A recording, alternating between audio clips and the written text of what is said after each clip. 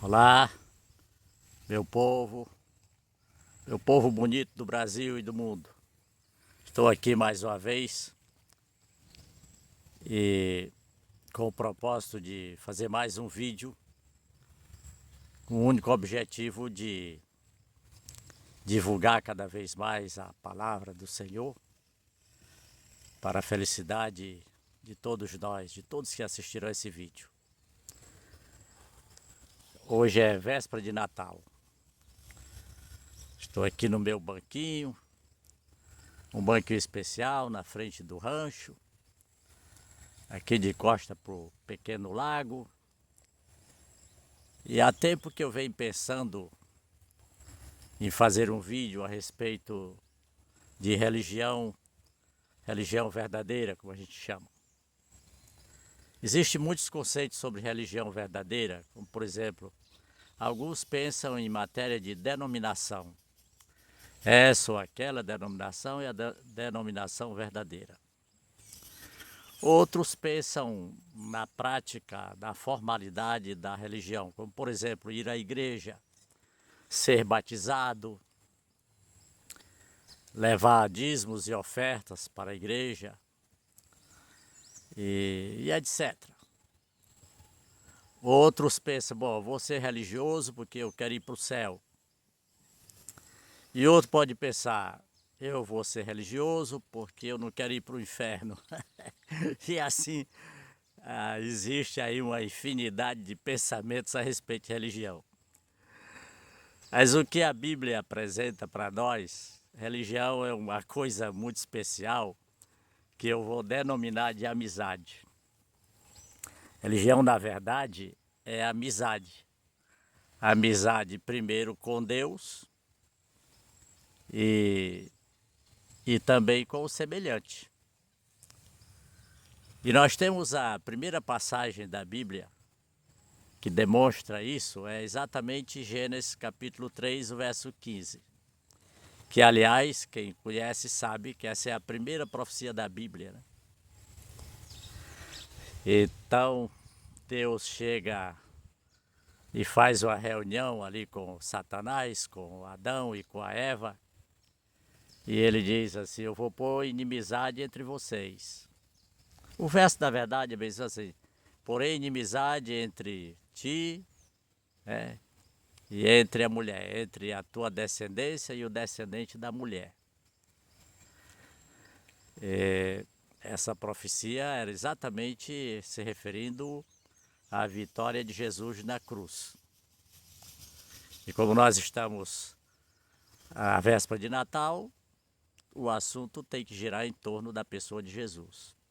Portanto, a profecia se referia ao sacrifício dele da cruz. Mas o que eu quero chamar a atenção é que Deus diz assim, eu porei inimizade entre vocês. E ele diz assim, né, parafraseando aqui o verso, Deus disse assim, a inimizade entre vocês vai ser tão grande, e virou-se para Satanás e disse assim, a tua descendência vai ferir o calcanhar do filho dela, ela vai ter um filho, então tua descendência vai ferir o calcanhar do filho dela. Mas o filho dela vai esmagar a tua cabeça. Aí dá para ter ideia de como a amizade terminaria numa inimizade ferrenha. Por que Deus disse, colocarei inimizade entre vocês, né? Se referindo aos três lá no Éden. Porque havia se formado uma amizade muito grande entre eles. E essa amizade tinha sido roubada de Deus, porque a amizade de Adão e Eva era para ser a amizade com Deus. Deus fez o homem para ser a obra-prima de suas mãos, para ser o seu filho e para ser seu amigo. Nós vamos ver isso em todo o contexto da Bíblia, mas hoje eu escolhi aqui mais ou menos 3 ou 4 passagens para a gente mostrar esse contexto da amizade na Bíblia. Aí nós temos a primeira citação que eu gosto muito, é a citação de Isaías 41, verso 8. quando Deus está falando com o povo de Israel, e eles falam a respeito de Abraão, e aí Deus diz assim: Abraão é meu amigo. Isso é maravilhoso demais. Abraão é meu amigo. E aí a gente tem aquele episódio ali, quando Deus vem para destruir Sodoma e Gomorra. Deus diz assim, ali pelos versos, capítulo 18, 19, né? Tá essa história. Aí Deus faz uma pergunta para ele mesmo: eu ocultaria esse meu propósito a Abraão? Não, Deus não ocultou. Deus foi à casa de Abraão, ficou lá com ele, conversou com ele. Abraão arguiu com Deus. Nós sabemos que Abraão foi intercedendo pela cidade, né? Fazendo aqueles números ali: Senhor, se tiver 50, ele começa com 50, termina com 10, né? Tiver 10 justos lá, o Senhor vai destruir. Quer dizer, uma conversa assim de amigo. Pois bem, e agora passando para o Novo Testamento, nós temos o capítulo 11 de João, do Evangelho de João, e o capítulo 15. Eu quero o capítulo 11, tanto o 11 especialmente, do livro do Evangelho de João, é aquele episódio da morte de Lázaro. É importante saber que nessa ocasião, Jesus estava distante da casa de Lázaro por volta de um dia de viagem. Um dia de viagem a pé, a mais ou menos 40 quilômetros. Jesus estava para o lado da Jordânia, lado distante ali de Betânia. E aí, como nós conhecemos a história, ele recebe o recado das irmãs de Lázaro, que o Lázaro estava doente, e Jesus não atende a princípio, espera que o Lázaro morra, porque o propósito era que Deus fosse glorificado com a morte de Lázaro. Então aqui no capítulo 11, eu vou ler também o verso 11 e o verso 16. O verso 11 diz assim: Jesus está se referindo à morte de Lázaro. Isto dizia e depois lhe acrescentou: nosso amigo Lázaro adormeceu e vou para despertá-lo. Na verdade, esse adormeceu aqui, ele estava dizendo que ele tinha morrido. Eu não vou ler todo o texto aqui para que o nosso vídeo não fique muito longo. Mas o que eu quero chamar a atenção aqui é exatamente essa palavra aqui, essa aqui, quando Jesus fala nosso amigo. Note bem, nosso amigo. Acontece que uns dias antes, em Jerusalém, queriam matar, já estavam querendo matar Jesus, porque a perseguição já começava a ficar acirrada.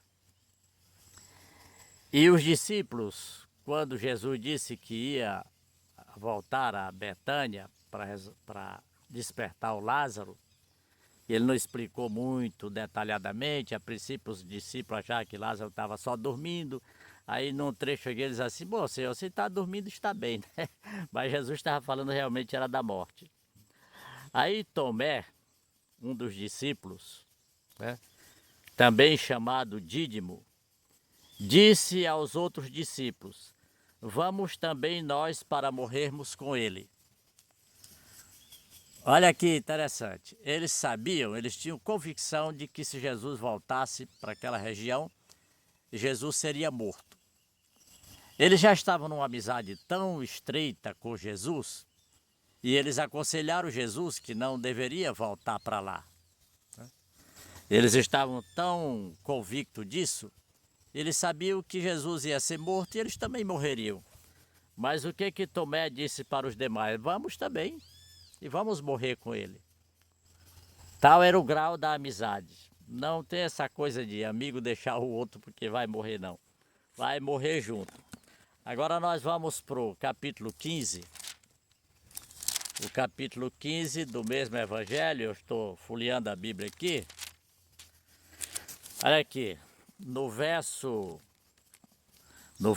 13, Jesus diz assim: ninguém tem maior amor do que este, de dar a alguém a própria vida em favor dos seus amigos. Percebe aqui como Tomé e os demais discípulos estavam afinados com Jesus? Jesus já está falando aqui da determinação dele de dar a vida pelos amigos. E Jesus está falando, né? Ninguém tem maior amor do que este, do que dar a própria vida pelos seus amigos. Vós sois meus amigos. Olha a ênfase.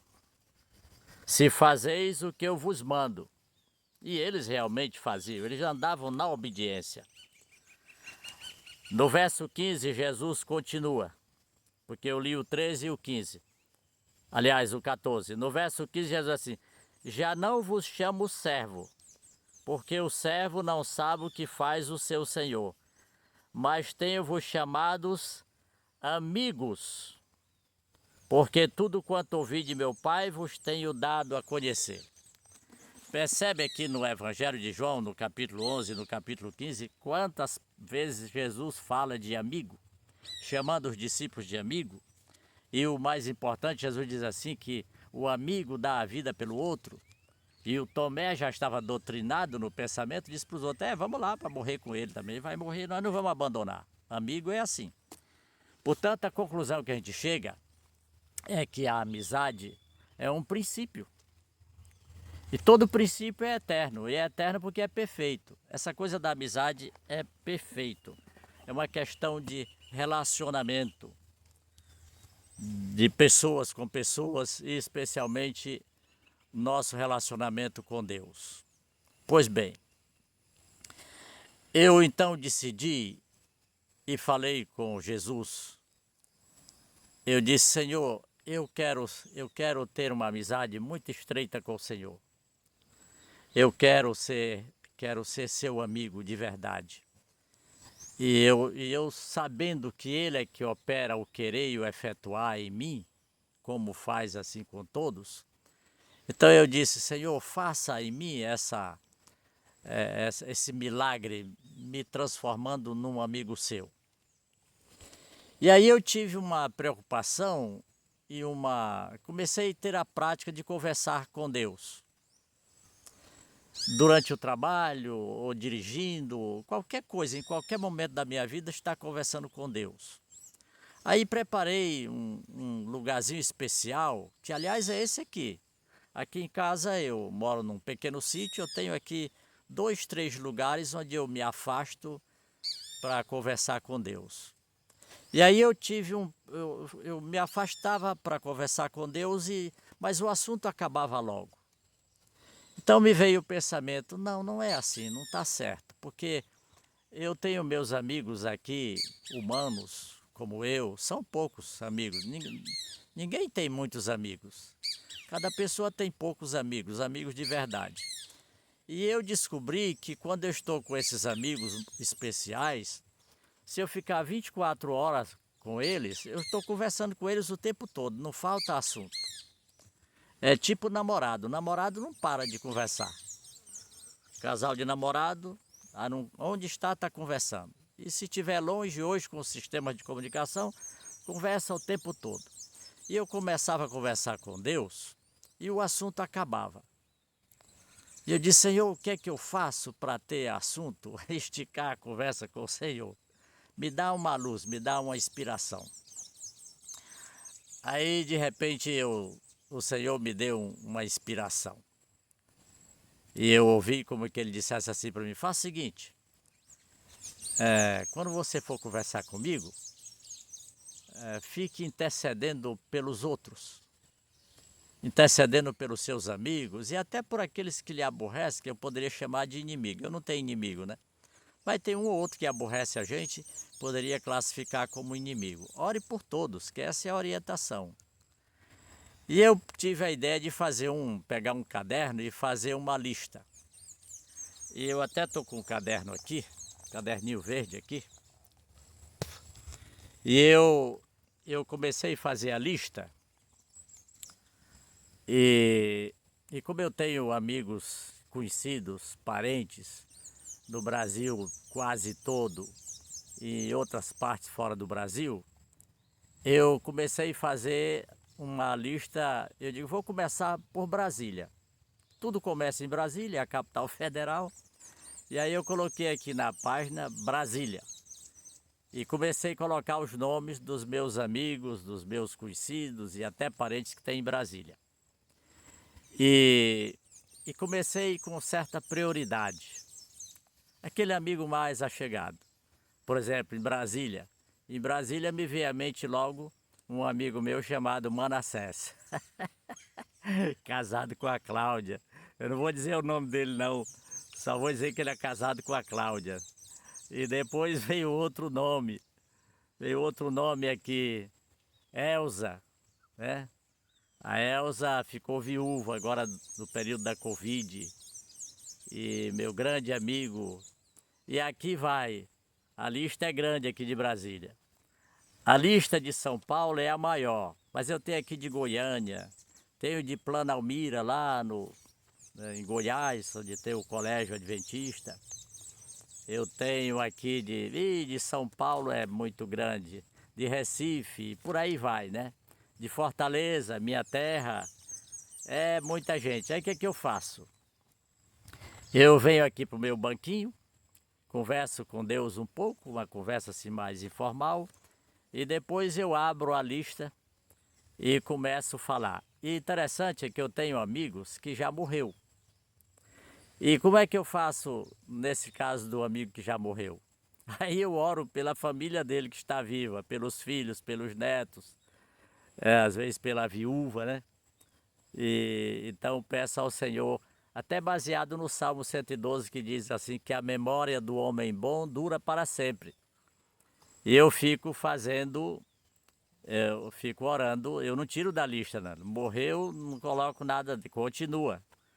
Morreu, mas a família ficou. E eu fico então intercedendo pela família. E aí vou falando sobre um, sobre o outro. E alguns eu nem tenho notícia, mas sei que está vivo. E de qualquer maneira a família está por aí, né? Bom, dessa maneira eu tenho tido um jeito de ficar muito tempo aqui no meu banquinho conversando com Deus.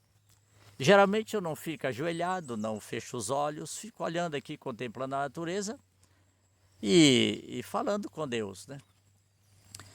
Uma outra coisa, eu tenho, por exemplo, aqui no sítio, eu tenho vários pés de coco. Eu gosto muito de água de coco e aquela polpa do coco, ainda quando está bem tenra, toda vez que eu vou, estou dando um exemplo só, porque na verdade eu fico 24 horas nessa conversa com Deus. Mas vou dar outro exemplo aqui quando eu vou tomar água de coco. Não tem jeito, isso é sagrado. Geralmente o coco aqui está baixo ainda, né? Aquele coco anão, aí eu tiro o coco sem precisar de escada. E quando eu estou tirando o coco e depois tomando água do coco, eu fico conversando com Deus, Senhor, um dia o Senhor vai me explicar o tamanho das bombinhas, nanos bomba, né? Hoje a gente fala de nano. O tamanho dessas bombas que chamamos de nano bomba que tem nas raízes do coqueiro, que pega a água comum da terra e bombeia para cima do coqueiro para formar o coco e formar essa água comum nesse soro maravilhoso. E depois eu penso assim, Senhor, onde é que fica o laboratório que transforma a água comum que vem da terra nesse soro maravilhoso que é a água do coco? Aí eu olhei para o coqueiro assim, eu disse, deve ser aqui nessa região do Palmito, aqui é o laboratório. Percebe como a gente tem muito assunto para conversar com Deus? Bom, o interessante é que quando a gente faz esse tipo de exercício, cria esse hábito, a nossa comunhão com Deus fica tão afinada, tão estreita, tão grande, que a religião se torna uma coisa inerente na nossa vida. Aí eu vou para a igreja, por que eu vou para a igreja? É para ser salvo, vou para não ir para o inferno? Não, eu nem penso nisso. Eu vou para a igreja porque é uma coisa que Deus gosta que eu vá.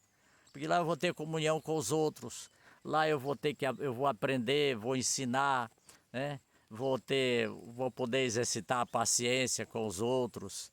E assim, então é por isso. Não é porque eu tenho que ser batizado, eu vou me batizar porque senão eu não vou para o céu, senão eu não vou ser salvo. Não, eu vou me batizar porque meu amigo pediu e disse que é para eu me batizar. A coisa muda completamente. E aí, uma coisa interessante, um dia desse eu lendo aí alguma coisa sobre aquele filósofo grego, eu não dou muita bola para esses filósofos não, mas o Aristóteles, por exemplo, um dos muito conhecidos. O Aristóteles, vi também uma definição de amizade de Platão, muito boa, mas a do Aristóteles foi perfeita. O Aristóteles disse assim: a amizade é uma alma em dois corpos.